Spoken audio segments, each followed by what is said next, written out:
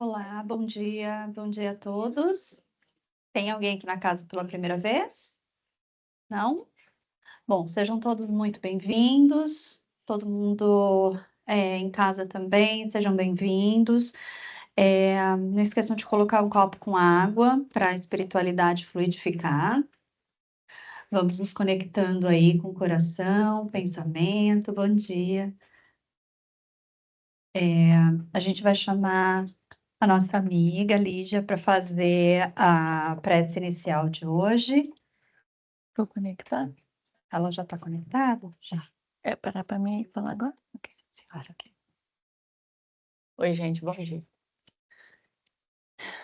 Então, agora vamos nos concentrar, fechar nossos olhos, se for necessário, nesse minuto. Pensar no nosso amado Jesus, nosso Pai querido divino, amor grande de nossa vida. Agradecendo pela noite que passou, agradecendo por esse dia que está começando, agradecendo por esse grupo divino que está aqui, todos conosco, tanto encarnados como desencarnados. Agradecendo ao Pai pelo aniversário do nosso planeta e nosso querido Brasil. E assim pedir ao alto que abra nossas mentes, nossos corações, para escutar a palestra da Ana e que ela seja iluminada pelos espíritos da casa e por todos nós que estamos aqui, passando uma energia de fé, de amor, de confiança e de paz. E assim com essa peço para que possamos começar o trabalho na noite do dia de hoje. Que assim seja, graças a Deus.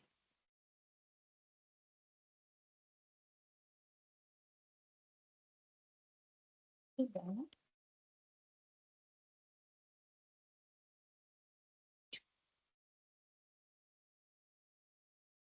Super conectado. Ah. Preciso desse? Não, Não? Tá. Bom dia, gente.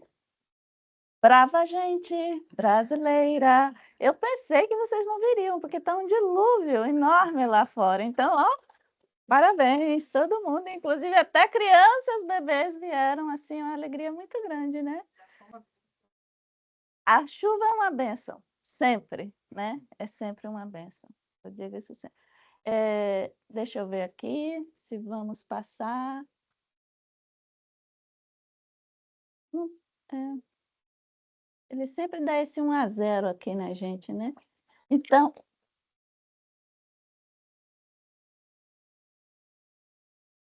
tá. E agora, som. 1, 2, 3, testando. Tá bom? Então vamos lá, gente. Olha, Brasil, coração do mundo, pátria do Evangelho. E a gente vai começar a falar primeiro, antes da gente mergulhar no assunto. Bom dia, gente. Vamos sentando. Tá. A gente vai falar sobre o conceito de diáspora. Alguém conhece o conceito de diáspora? Diáspora, vamos guardar esse conceito porque ele é bastante importante. Ele vai envolver todo o estudo, tá? Diáspora é a dispersão de pessoas, seja de forma voluntária ou de forma involuntária. Então, para aqueles que nos acompanharam, né, no domingo passado, olha aqui uma diáspora intraplanetária e interplanetária, né? Aqui estávamos nesse livro A Caminho da Luz. A gente estudou domingo passado sobre os povos que formaram a humanidade do nosso planeta, né? E cada um deles trouxe uma contribuição.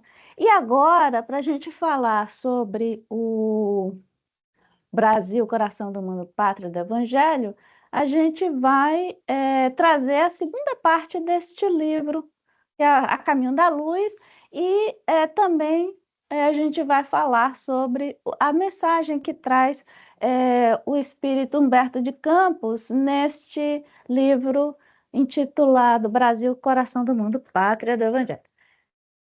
Mas antes da gente mergulhar, eu tenho que perguntar. Todo mundo conhece esse ditado: Deus escreve certo por linhas tortas. É certo isso, gente? Será que Deus precisa de linhas tortas para escrever? Não, né? O que acontece é que nós, seres humanos, imperfeitos como somos, quando a gente começa, inicia um projeto e a gente percebe que está dando errado, nós, mães latinas, né? Quando o filho está dando, né? Tá tudo bem, mas quando começa a fazer aquele erro, você tem vontade de pegar a pessoa, se esfolaça um pouquinho, jogar na parede, né? Mas Jesus não é assim. Jesus é espírito elevado. E como espírito elevado, Jesus age conforme dois princípios. Um é o amor e o outro é a perseverança. Não o amor, por exemplo, como eu conheço o amor materno, né, que a gente esfola o filho só um pouquinho.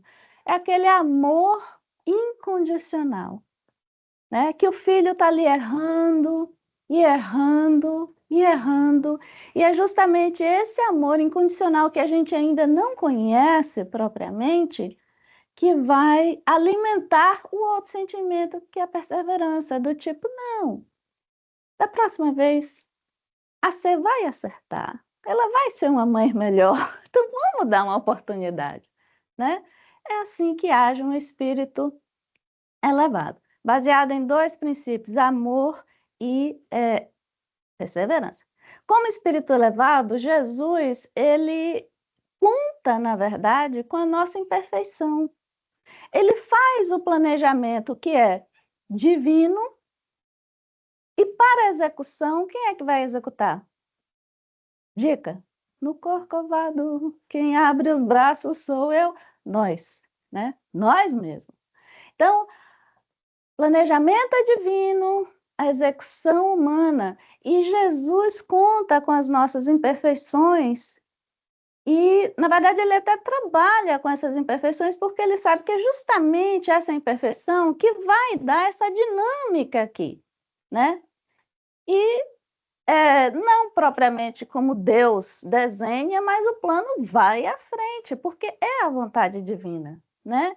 E assim nós vamos, entre tapas e beijos, a gente consegue andar à frente, porque essa é uma determinação divina.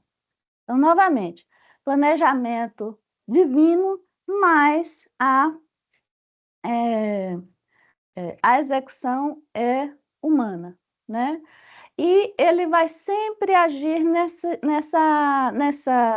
nesse tópico da reforma, porque Jesus, gente, não usa da violência como instrumento de educação. Se dentro desse planejamento acontecem tragédias, causa e consequência, é fruto da nossa própria escolha, correto? Então vamos lá. Dito isto, a gente vai perceber o seguinte: a gente vai começar a entrar no estudo. Lembra daquela formação dos povos, os povos que formaram a humanidade, etc. Muito bem, aqueles povos, então, se agruparam, se dispersaram, alguns, né, se misturaram, e aí aqueles agrupamentos, era muito, logo lá nos primórdios, a gente percebia uma presença muito forte da barbárie. E a gente sabia que, quer dizer, naquela época, sabia-se que precisava ali de algo para que aquela sociedade pudesse se organizar de forma minimamente aceitável, né? Foi aí que foram criados os códigos civis. Aqui até coloquei, ó, dois códigos. Um é o de Ur-Namur e o código de Hammurabi. O código de Ur, ele foi de mais ou menos 2.100 anos antes de Cristo. E o lance legal desse código é que ele não era baseado na vingança, ele era baseado no reparo. Aconteceu um dano, então estabelecia-se um valor monetário, trabalho, que seja, para que houvesse o reparo. O curioso é que alguém sabe onde é que estava Ur? Ur é uma cidade muito antiga, berço dos sumérios, onde nasceu o patriarca Abraão. Hoje, quer dizer, antigamente era Mesopotâmia, hoje é Iraque, tá? E depois, uns 400 anos depois, veio o Código de Hammurabi. E o Código de Hammurabi, para você ver que nem sempre a gente vai para frente, às vezes a gente dá um pouquinho para trás, porque o Código de Hammurabi, embora tenha certamente tido influência do Código de Ur, mas este é o código olho por olho, dente por dente. Então, às vezes a gente vai ouvir que o Moisés, a lei mosaica é olho por olho, né? Não, é Hammurabi, tá? Então, mas isso aí foi em 1700 e pouco. Aí, surge quem? Tudo bem, a gente começa, esses agrupamentos começam a se formar e prosperar e crescerem, etc. Olha, outra coisa, quando eu falar aqui, às vezes a gente está avançando décadas e às vezes a gente está avançando centenas de anos, tá? Então não é assim tudo, é porque eu tenho que correr, se eu for me ater aos detalhes da data, a gente não sai daqui hoje. Aí vem então o apogeu da humanidade na época, né? A cultura greco-romana, trazendo conhecimentos filosóficos, conhecimentos nas artes, na literatura. Enfim, uma. Cadê minha pesquinha aqui? Vou saber se eu estou na coisa correta. Tá.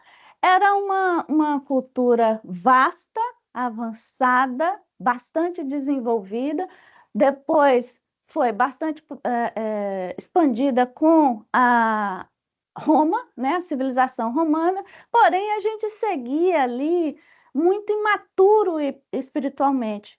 Não havia uma preocupação com a questão da vida espiritual. Então, Jesus viu que a gente estava desenvolvendo intelectualmente, mas espiritualmente a gente ainda seguia bastante com conhecimento muito incipiente. Bom, lembra? Ele conta com a nossa imperfeição.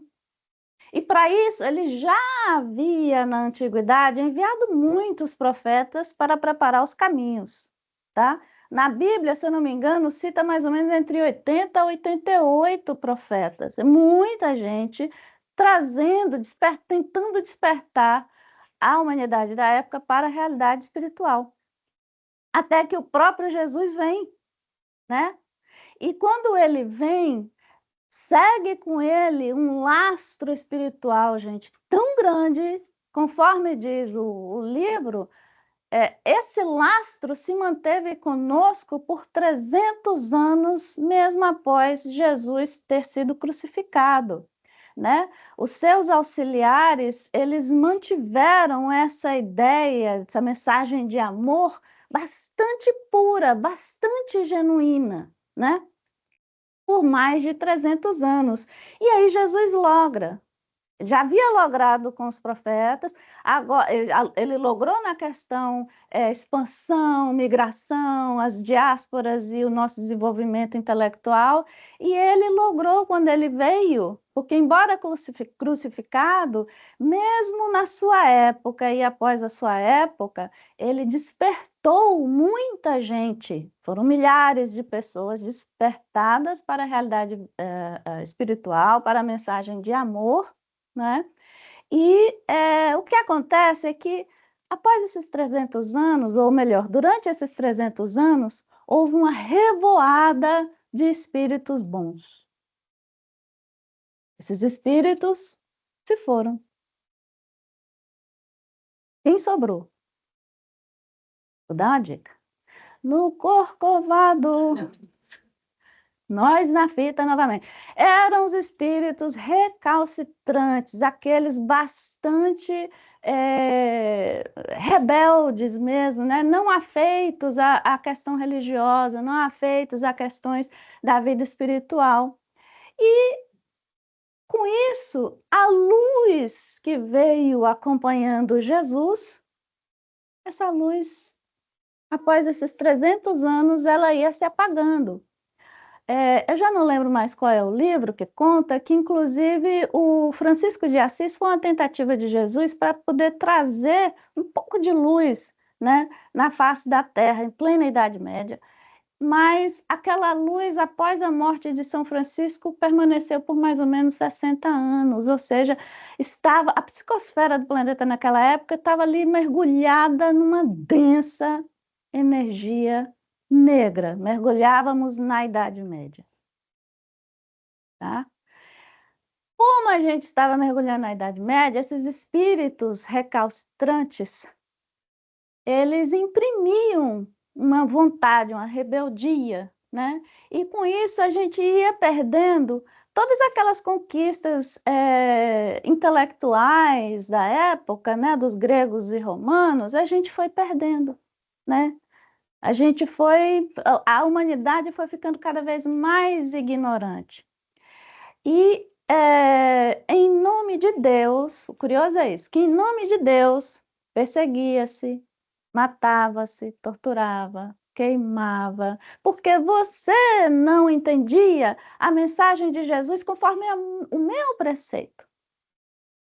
E assim, aos poucos, a gente perde todo esse legado cultural de conhecimento e tudo mais, e vamos crescendo em superstições, pavor, medo. A religião passa a ser uma espécie de repetição de cultos exteriores, mas nada realmente que se coadunasse com a mensagem do mestre, tá?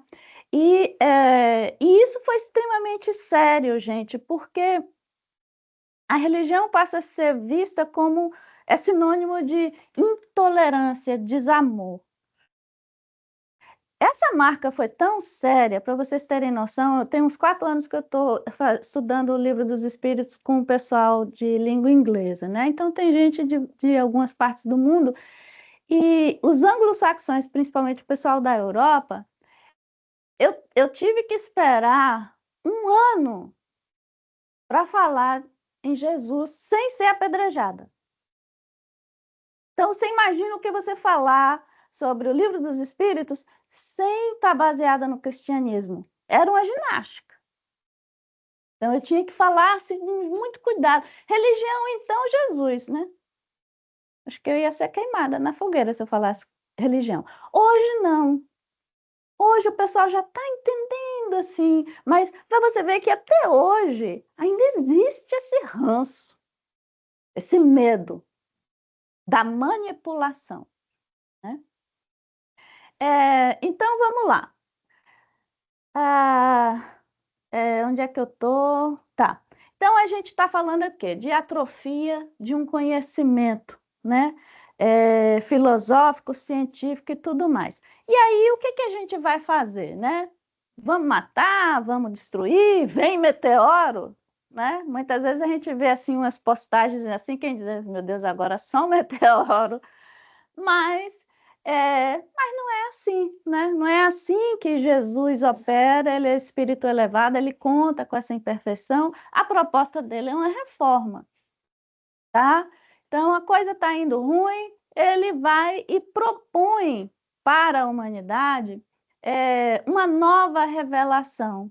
Nasce, então, lá no Oriente Médio, um dos seus emissários, o profeta Mohammed, trazia o islamismo como uma revelação para a humanidade, para recuperar as bases do cristianismo primitivo. Veja bem, eu não estou falando islamismo distorcido como está hoje, porque lembra, a gente entorta as linhas, né? Então, era o islamismo raiz. Ele viria para se espalhar a ideia, espalhar esse islamismo pela Europa, né? E até que deu certo, minha gente, porque vamos lembrar que quem estava aqui na Europa é que estava mergulhado na Idade Média. Mas o resto do mundo não. O Oriente continuava progredindo, continuava prosperando, crescendo, se expandindo, né? Como naturalmente, tá? E o povo do Islã, né, eles progredindo e se expandindo, eles passaram pelo Egito e chegaram até aqui no norte da África, esse norte da África chamado Mauritânia ou Mauritânia, daí o nome dos mouros. Então, olha, estava logrando, né? Faltava a Europa. Como é que vai entrar na Europa? Aí é que vem. Lembra que aqui, depois da queda de Roma, houve uma invasão de povos, né? Os godos, visigodos, aquilo ali é uma mistura doida. Mas eles começaram a invadir a Roma e, ao mesmo tempo, eles se reuniram, se reagruparam ali, conforme a sua etnia, conforme a sua cultura, formando pequenos feudos. Feudalismo era o regime sociopolítico na época da Idade Média, né? Aí os nobres lusitanos têm uma ideia. Eu juro a você que a gente não quer fazer a piada, mas ela vem pronta. Os nobres lusitanos têm uma ideia que é o seguinte: naquela época ninguém se sobressaía, né? Eles se engalfinhavam, os senhores feudais se engalfinhavam ali, mas eles todos estavam ali mergulhados e equiparados em termos de poder econômico, militar, etc. Mas os nobres lusitanos tiveram a brilhante ideia de fazer uma parceria com os mouros, porque eles já sabiam desse progresso dos mouros, para que nesta aliança eles então vencessem os demais feudos, né? Expandissem seus territórios. Quando esses mouros chegaram na Península Ibérica e viram o atraso que era, porque, gente, vamos lembrar, enquanto o Oriente estava na pólvora, a Europa estava na catapulta. Nem se compara, né? Então, quando os mouros chegaram lá e viram a facilidade que era, que parceria que nada, eu vou ficar aqui mesmo. E ali eles ficaram por 400 anos. E isso é tão sério que isso vai mudar para sempre toda uma civilização hispana e portuguesa. Nós, brasileiros, somos fruto desta mistura. Num comportamento bastante ariano, o povo do Islã também saiu, né? Se expandindo, mas eles se misturavam. Veja bem, o nosso alfabeto tem o C cedilha, árabe. A nossa cultura, a música, a literatura, a arquitetura. Minha mãe, o nome da minha mãe é Zalina, é árabe. Quando que no interior da Bahia uma senhorinha que tem 4 anos primário iria nomear a sua filha, aliás, suas filhas, Zalina, Zênia, Zélia, todos nomes árabes. Nós vamos, então, é bonito a gente ver essa formação, essa mistura, essa influência, né? E onde é que eu estava, Jesus? Nisso que dá, a gente vai assim para uns lugares que... Tá, aí eles ficaram lá por 400 anos, tá? Acontece que... lembrei. Acontece que quando eles se preparavam para... Eu não sei se dá para ler, mas aqui está escrito Portugal, mas é porque eu não encontrei o mapa correto para falar sobre a situação que eu estou comentando. Mas mais ou menos por aqui, onde está escrito Portugal, assim, até o norte aqui da Península Ibérica, existia um reino chamado Reino das Astúrias. Quem liderava esse cara aqui? Dom Peládio. Dom Peládio, ele não era páreo para os mouros, mas ele era dotado de uma inteligência fantástica e ele tinha um dom para estratégias militares. Então, os mouros invadiram duas, invadiram 3 vezes e não conseguiram dominar ali as terras do Dom Peládio. E o mouro tem disso, gente. A cultura moura tinha disso. Disse assim, tentou 3 vezes, não deu certo, Alá não quer. Então, vamos respeitar. Além do que, eles admiravam muito a sagacidade do Dom Peládio nas questões da estratégia militar, tá? Eles deixaram, isso era 711, mais ou menos, eles deixaram o reino das Astúrias em paz, tá? Os mouros não. E os nobres franceses aqui, quando perceberam isso, se animaram. E eles pensaram assim, tá, então vamos fazer o seguinte, a gente passa aqui se engalfinhando, a gente está perdendo. Vamos formar aqui umas alianças entre nós, nobres, né? E vamos formar uma resistência, porque esse Dom Peládio, quando ele lutou, ele disse que ele estava defendendo o cristianismo. O curioso da gente pensar, a gente tem que fazer esse parêntese aqui, é que o cristianismo europeu naquela época provavelmente não era tão melhorzinho assim do que a mensagem do islamismo na época. Curioso a gente pensar nessas coisas, né? Mas, enfim, assim vai a história. E os nobres franceses formam uma aliança para promover essa resistência. E essa aliança vai funcionar, porque daqui os mouros não passam, tá? Formam-se os templários. Os templários, eles crescem, eles, né, são vitoriosos, eles crescem, eles prosperam, mantêm a resistência aqui em nome do cristianismo e eles resolvem também seguir pelo mundo como um velho comportamento ariano. Eles seguem pelo mundo conquistando, mas educados que eram, letrados no sentido de letrados, eles sabiam reconhecer duas coisas. Eles invadiam os povos, eles arrecadavam né, o que havia de valor monetário, mas eles reconheciam no conhecimento daquela população um valor agregado muito grande. Então, eles foram acumulando segredos de cada povo. Né? Assim, eles chegaram até lá, Jerusalém e tudo mais. Gente, os templários foram tão importantes e tão poderosos que naquela época era possível fazer uma compensação bancária. Se você comprava uma coisa em Jerusalém, você poderia pagar com seu dinheiro lá na Península Ibérica. É muita coisa, tá? O mundo só vai ver isso depois, mais de 1000 anos depois, tá? Bom, e aí a gente tá, onde é que eu tô aqui? Islamismo, tá. Os nobres lusitanos e os nobres franceses seguem sua vidinha normal, de conquistas e tudo mais, e o reino das Astúrias segue lá em paz. Até que, nos idos de 1139, veja que eu já passei de 700 para já passei 400 anos. Em 1139, o Dom Afonso Henriques, que era um descendente desse camarada aqui, Dom Afonso Henriques estava à frente das Astúrias, ele resolve se aliar com os templários e lutar contra os mouros, por quê? Ele queria recuperar essa área aqui onde está Lisboa. Lisboa, na época, era chamado fim de mundo.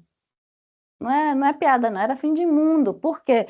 Porque era o local conhecido mais, né, a oeste, tá? Depois disso não tinha nada, era mar, fim de mundo, né? E ele queria isso aqui porque era uma região estrategicamente importante. E esse intento dá certo, tá? E aí, de uma forma até profética, o Dom Afonso Henriques, ele vai dizer assim, que Portugal, ele então estabeleceu, de Reino das Astúrias, ele estabeleceu o reino para Portugal, e ele vai dizer, o Porto Cáliz, né, em homenagem a Lisboa, e ele vai dizer que Portugal adquiria uma eterna dívida com os templários, dívida esta que deveria ser paga algum dia, tá? E isso, sou eu não, né? Quem está fazendo esse barulho? Ah, é, e isto, como é que isto vai acontecer, tá? É, tá. Hã? Não, eu tô, sim. E isto segue a vida, Portugal, nobres franceses, templários, porém, havia uma chaga, que permanecia ali no meio da humanidade, que é a Inquisição. E como estava, não podia continuar. É nesse momento que vem Jesus e deflexiona novamente o plano para tentar realinhar a rota, tá? Ele vai formar aqui um plano baseado em 3 metas, né? Ele disse, ó, como tá ruim, a gente não está aqui mantendo a mensagem, né, original, vamos estabelecer um plano, e isso está aqui nesse livro, Brasil, Coração do Mundo, Pátria do Evangelho, onde ele vai convocar os seus prepostos, e ele vai conversar, discutir, e daí surge um plano baseado em 3 pilares, ou 3 metas. A primeira seria recobrar o conhecimento perdido, né, em função da Idade Média. A segunda era descobrir uma terra nova. Por quê? Porque para abrigar a terceira meta, que era uma nova doutrina, ele precisava de uma nova terra. A psicosfera no Oriente, a psicosfera na Europa, estava muito desgastada em lágrimas e sangue e violência e tudo mais. Não dava para falar em amor sem que as pessoas simplesmente surtassem, né? Então era preciso uma nova terra. Tá? E para isso, ele vai fazer o seguinte: meta número 1, como é que ele vai cumprir a questão do recobrar o conhecimento perdido da humanidade? Ele vai promover, ele vai convocar antigos espíritos com muitas experiências na Grécia, na Roma, etc. E em apenas 80 anos, há uma revoada de espíritos trazendo de novo a cultura, o conhecimento, as artes. Vimos nomes nascerem na Itália como Botticelli, Michelangelo, Rafael Sanzio e tantos outros, né? Esses espíritos vinham com a missão a pedido de Jesus e né, partirem, eles não mais retornam, mas deixam um legado maravilhoso até hoje. E dizia-se que eles pintavam a moda greco-romana, óbvio, eram espíritos que traziam aquela lembrança. Vejam que para executar uma missão, Jesus traz espíritos que têm um certo lastro, né, naquele tópico específico que vai ser trabalhado. Então, meta número 1, cumprida, beleza. Essa etapa da história passa para a história um nome muito feliz de renascimento, né? Porque realmente foi um renascimento dos antigos gregos romanos, né? Espíritos que trabalhavam com Jesus. Então, meta número um, cumprida, meta número 2, que é descobrir uma nova terra. Mas como é que você ia descobrir uma nova terra se com aquela tecnologia, né? Jesus já tinha na mente as Américas, tá? Como é que você ia fazer isso? Só para a gente ter uma ideia, que a gente está falando de tecnologia para descobrir o novo mundo, da mesma forma como a gente pode pensar da tecnologia dos anos 50 para chegar em Marte. Era mais ou menos essa a comparação, tá? Era preciso mais. Então, o que que acontece?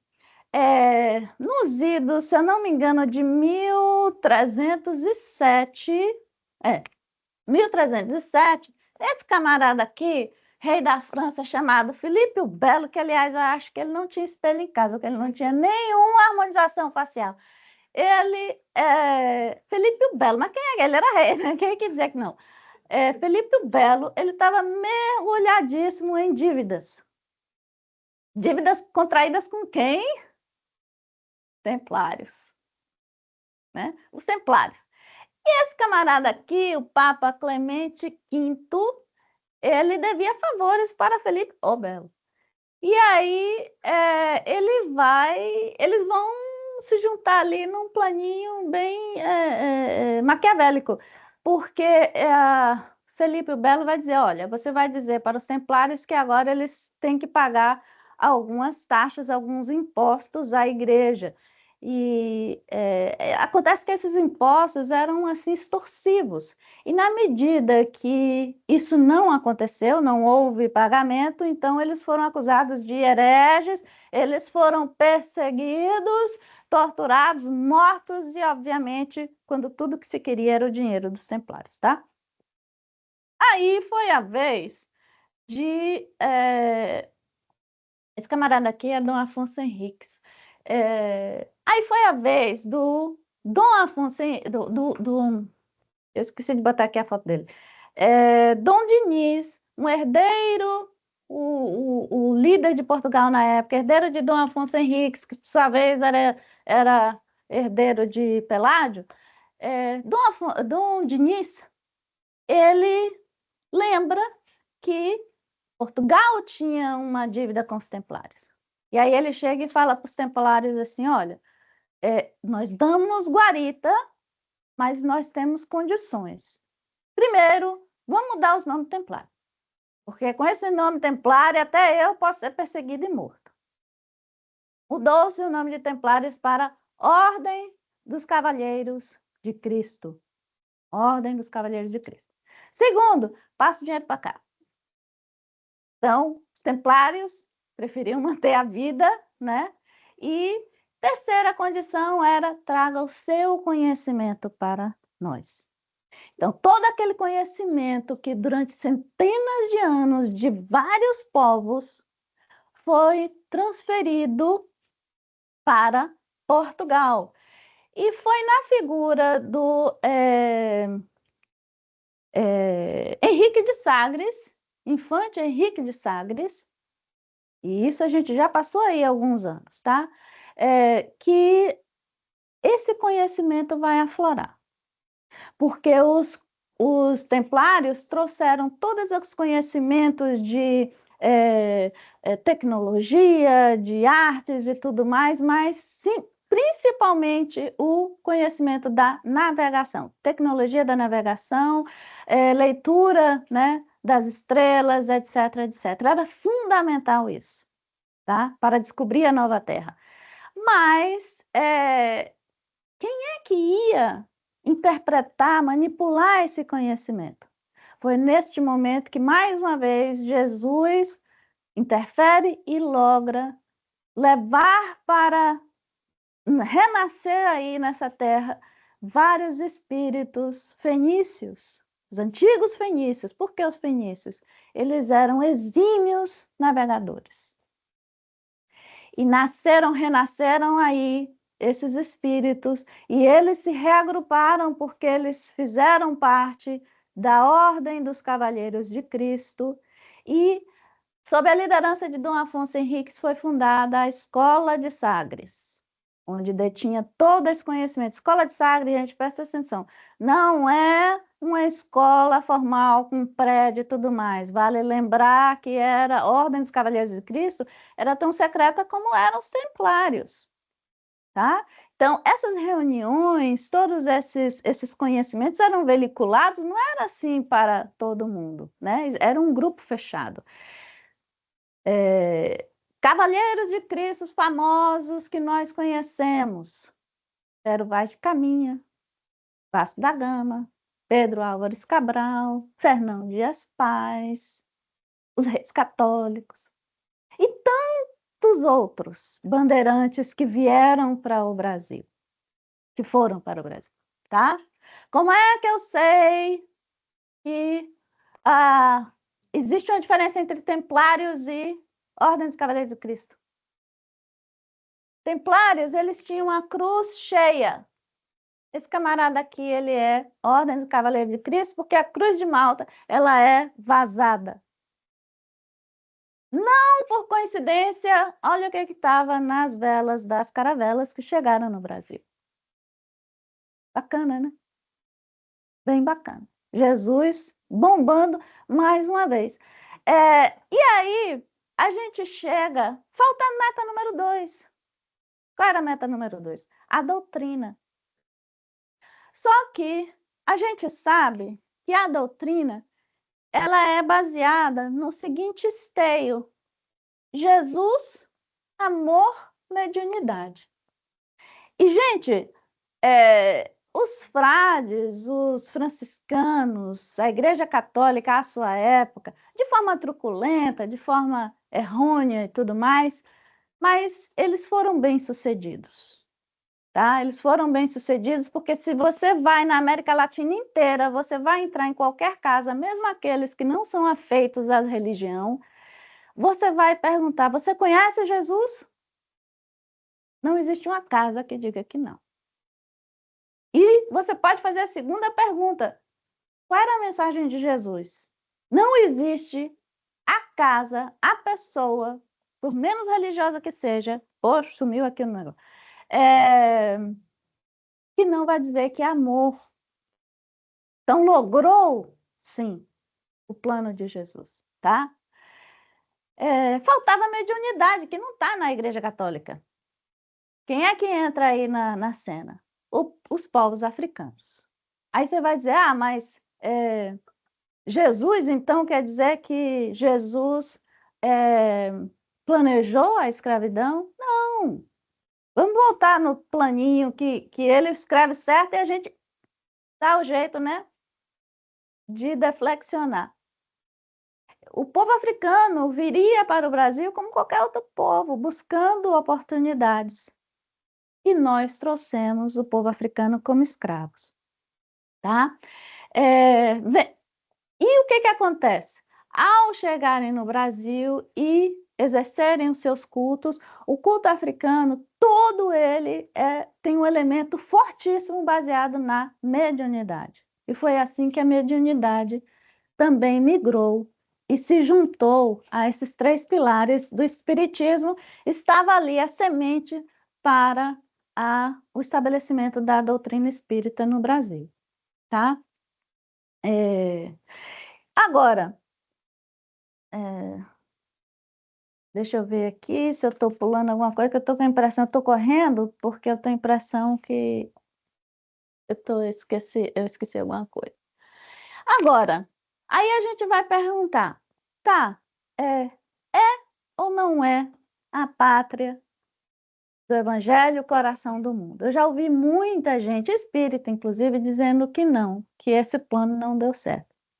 Mas hoje a gente vai provar que deu certo sim, porque Deus quer. Quando Deus quer, a gente pode errar quantas vezes, mas vai dar certo. E assim, lá no livro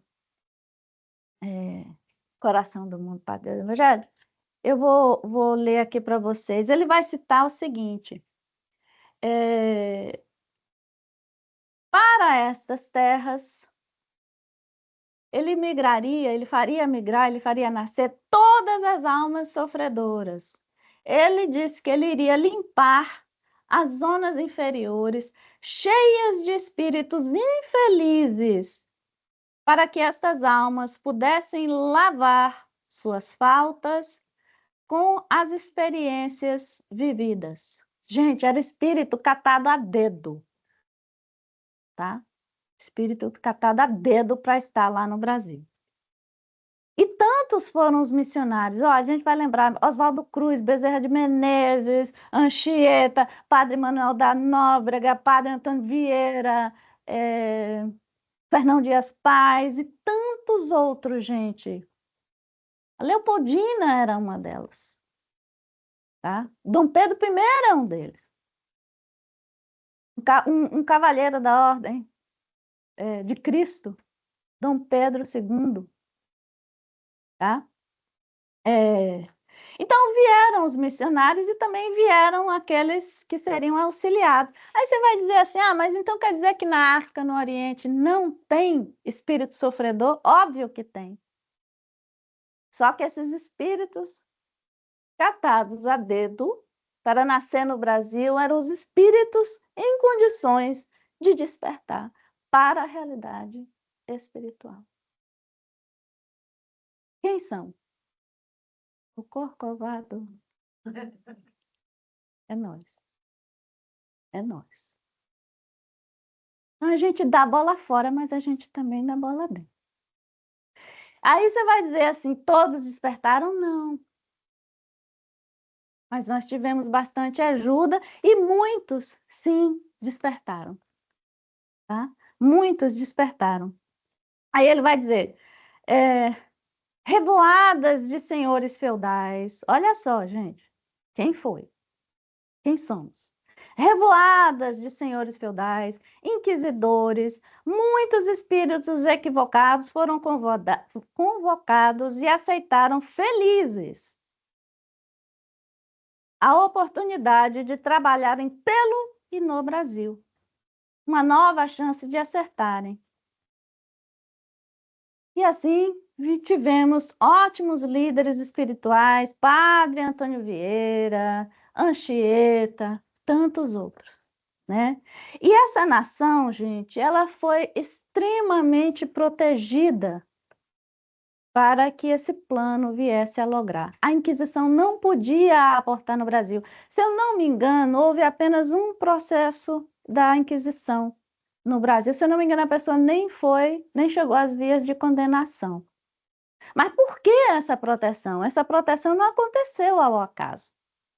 Por exemplo, houve uma intuição aos nobres portugueses da época de mudarem o nome de terra de Santa Cruz para Brasil, justamente para que não se associassem à ideia de Inquisição. Então, aí foi uma questão. Outra questão é a invasão holandesa que aconteceu no Brasil, tá? José Maurício de Nassau invade no Nordeste e permanece aí por muitos anos. Olinda, Recife, Olinda situação, Olinda cidade. Foco. Nesse período, por que foi permitida essa invasão? Porque com os holandeses vinha a ideia da liberdade de credo, importantíssimo para que os africanos cultuassem, fizessem os seus cultos, fossem livres para exercerem seus cultos e assim manter a questão da mediunidade entre nós. Outra questão importantíssima que vale a gente lembrar que é a questão geopolítica. Portugal teve o Brasil, mas a Espanha teve o resto da América Latina inteira. Mas aquela organização, ela não vingou, porque ela se despedaçou em trocentos mil países menores que lutavam ali para poder se manter alguma autonomia, enquanto o Brasil conseguia manter. Dom Pedro I foi muito responsável por isso, manter a unidade geopolítica, porque era fundamental que o país mantivesse essa unidade para que ali ele pudesse ter condições de receber todos os conhecimentos que viriam com os ordens Cavaleiros do Cristo, mas também que viriam mais tarde pela própria espiritualidade, responsável pelo desenvolvimento do espiritismo no Brasil. Tá? Então, aí a gente vai pensar assim, né? Se o coração do mundo é o Brasil, quem é o sangue? Somos nós mesmos. Nós somos o sangue, né? Porque é a função de um coração. O coração bombeia o sangue para o cérebro. E esse coração brasileiro bombeia o sangue, nós, para o mundo. Tá? Somos nós mesmos, sabe? Trabalhando no nosso cantinho, estudando ali no nosso cantinho, né? Uma palestra ali, um livro aqui. Somos nós que vamos nos enchendo dessa proposta de amor para depois espalharmos pelo mundo. Porque a nossa migração, ela não será interplanetária, ela será intraplanetária. Nós aqui somos uma prova disso.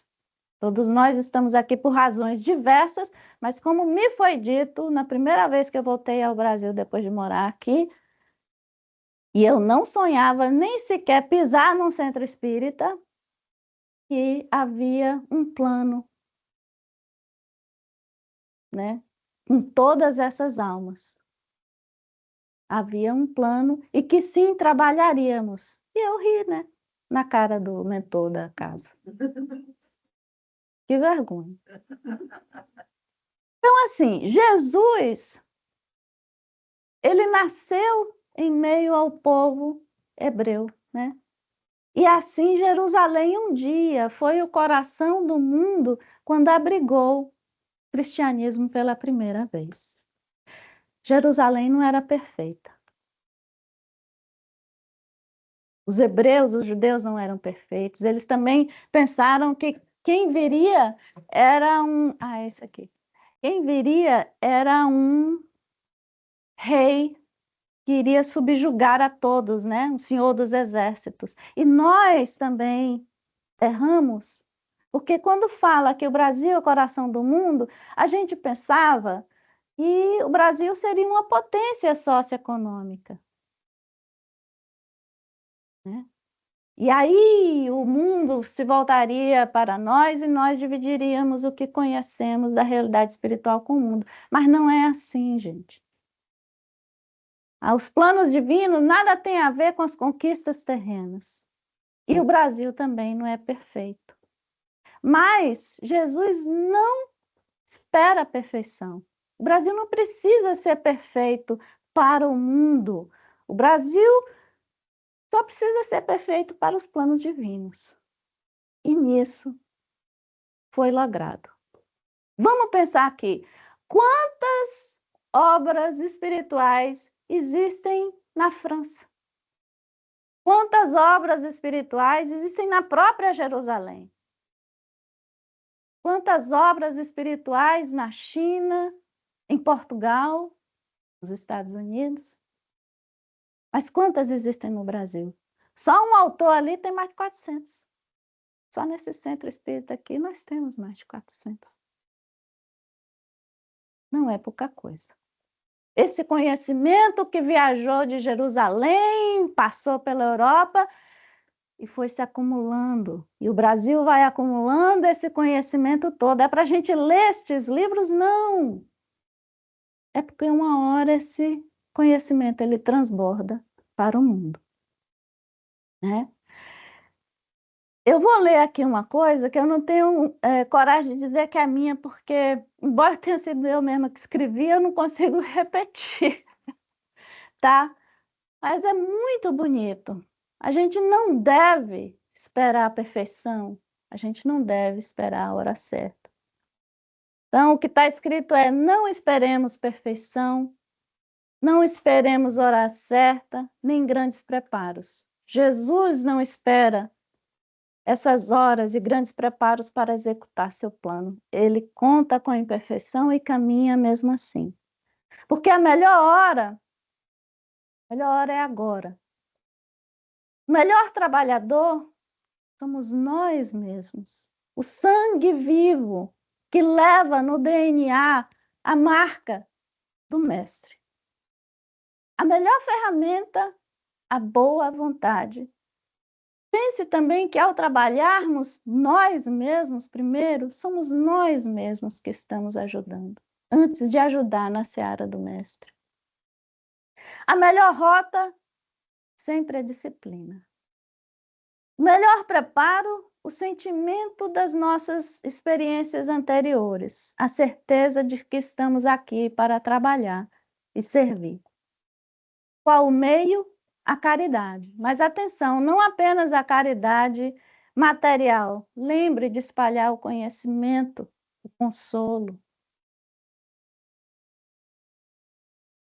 O melhor conhecimento é o amor que bate no coração brasileiro. Obrigado, gente, pela paciência. Fiquem todos em paz.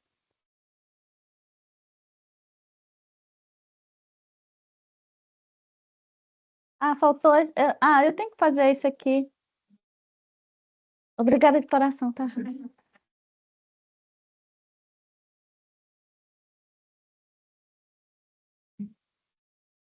Edu, eu tiro isso.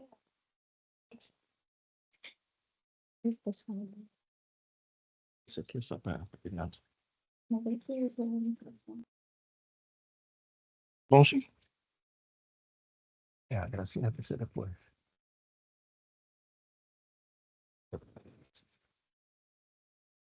Olá, pessoal. Ana, mais uma vez, muito obrigado. Lindo estudo. Vamos, então, passar para a nossa segunda parte do nosso trabalho, que é o momento do passe. Pessoal que está nos acompanhando pela internet, por favor, fiquem conosco a fim de receber esses fluidos e também aguardando a prece final. Eu vou pedir, então, que os nossos passistas se coloquem em posição. Vamos, então, se manter confortável, sentar confortavelmente, vamos fechar os olhos, mantendo os pensamentos elevados, pensando no nosso Mestre, Jesus. Que assim seja, com a graça de Deus.